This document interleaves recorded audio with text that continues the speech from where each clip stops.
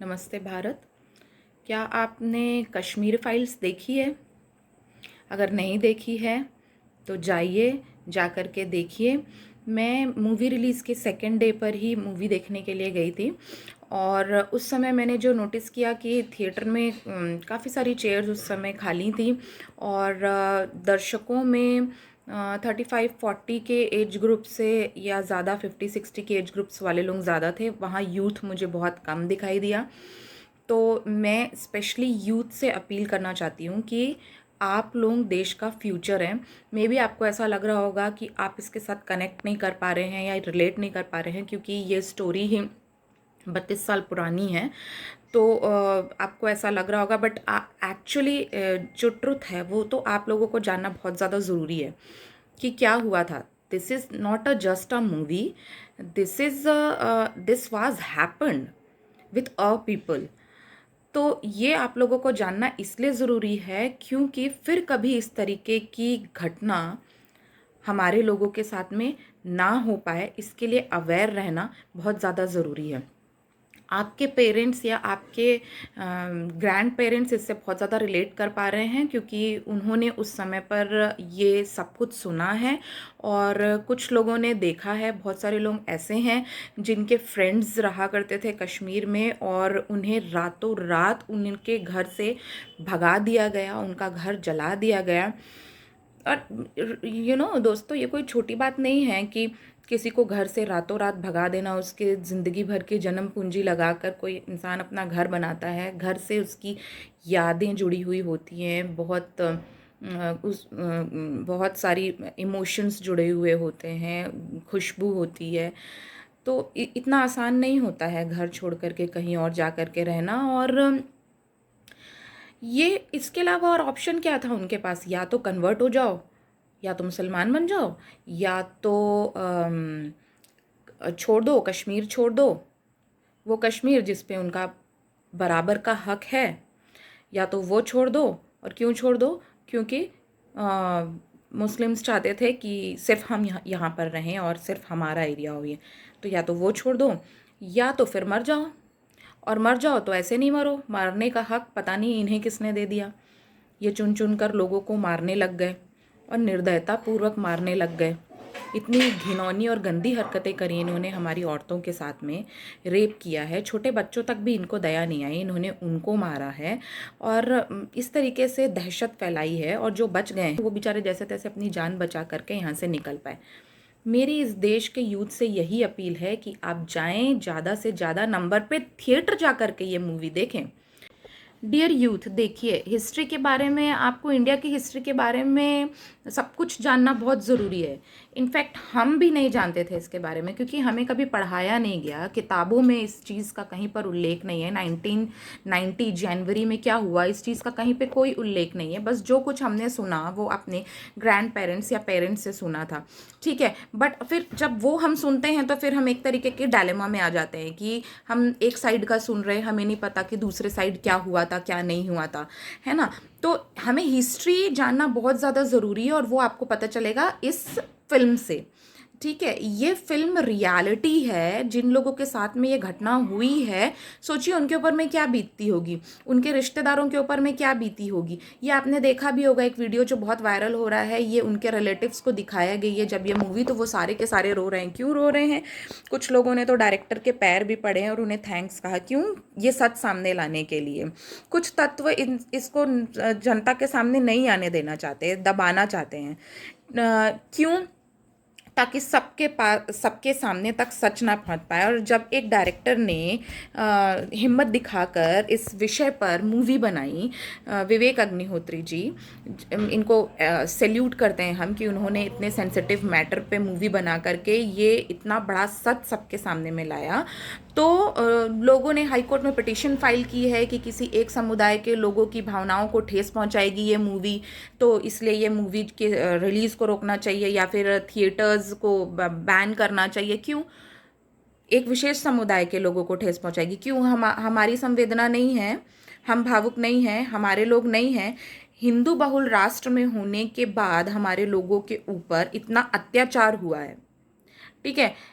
Genocide के नाम पर और ये जिहाद के नाम पर ना ये जो चीज़ें की गई हैं ना वो करना बंद करो यार।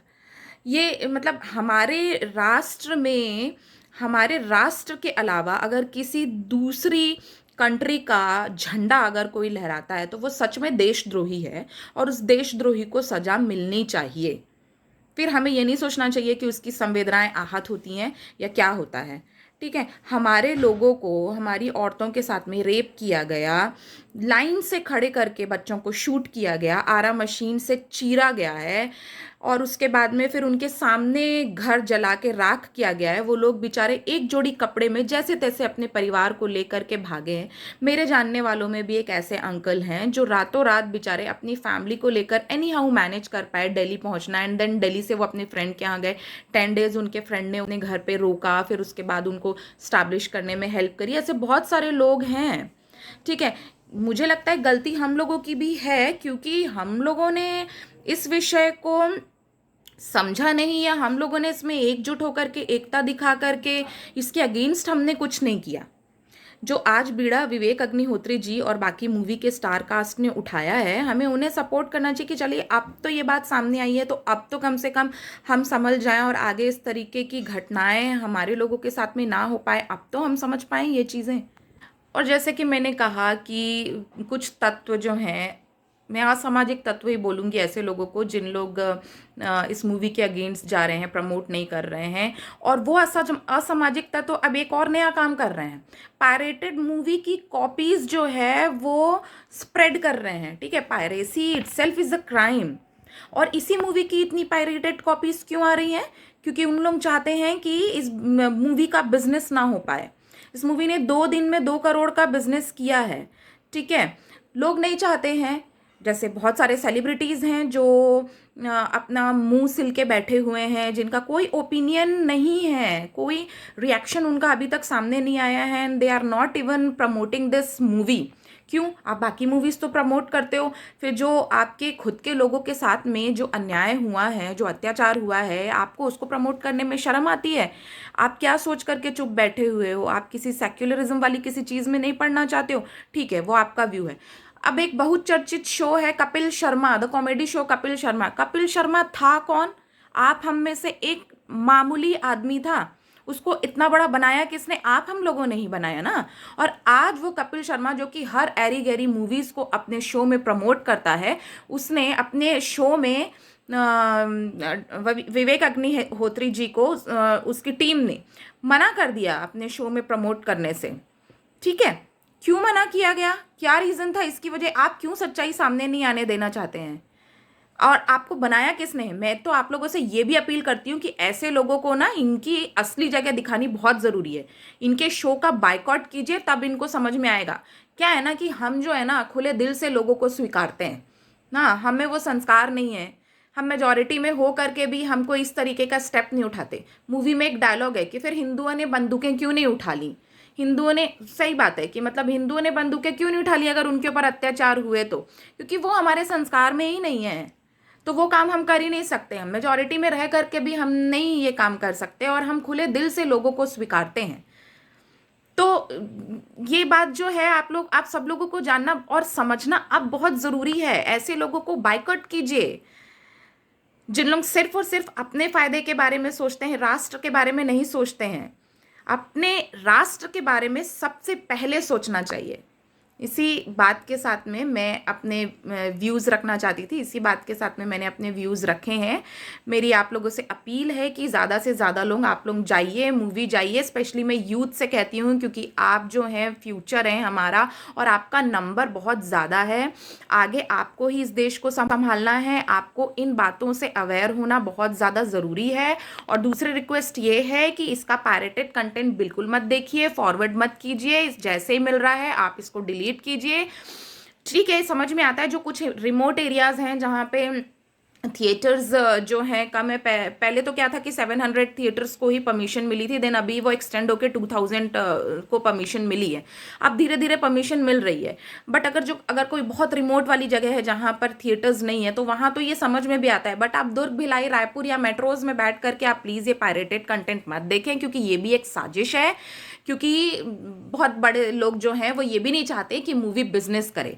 मूवी बिजनेस कर रही है, 2-3 दिन की रिपोर्ट से ये पता चला है कि मूवी बिजनेस कर रही है। और अगर इसी तरह रहा तो ये मूवी जो है काफ़ी काफ़ी सुपर डुपर मूवीज़ के रिकॉर्ड को ब्रेक करेगी। तो खैर, हमारा मोटिव ये नहीं है, हमारा मोटिव है कि लोगों तक सच पहुँचे, और लोगों तक सच हमें पहुँचाना है। इसलिए आप लोग खुद भी ज़्यादा से ज़्यादा लोगों को प्रमोट कीजिए कि वो जाएं और मूवी हॉल में ये सिनेमा थिएटर्स में ये मूवी जा कर के देखें।